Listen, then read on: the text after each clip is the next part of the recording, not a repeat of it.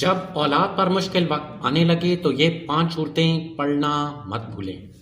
جب اولاد پر مشکل وقت آئے، بیماری، خوف، امتحان یا کسی بھی قسم کی پریشانی ہو تو والدین کو چاہیے کہ اللہ تعالیٰ کی طرف رجوع کریں اور قرآن مجید کی تلاوت کے ساتھ دعا کریں۔ درد ذیل صورتیں خاص طور پر پڑھی جا سکتی ہیں۔ سورۃ الفاتحہ یہ شفا کی صورت کہلاتی ہے۔ اسے 7 مرتبہ پڑھ کر اولاد پر دم کریں اور اللہ تعالیٰ سے صحت اور آسانی کی دعا مانگیں۔ سورۃ البقرہ خصوصاً آیت الکرسی۔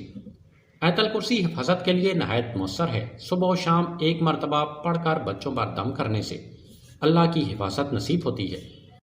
سورۃ یاسین کسی بڑی مشکل یا ذہنی پریشانی میں پوری سورت پڑھ کر دعا کرنا باعث سکون اور آسانی بناتا ہے۔ سورۃ الرحمن یہ سورت اللہ کی رحمت اور نعمتوں کی یاد دہانی کراتی ہے۔ اسے پڑھنے سے دل کو اطمینان ملتا ہے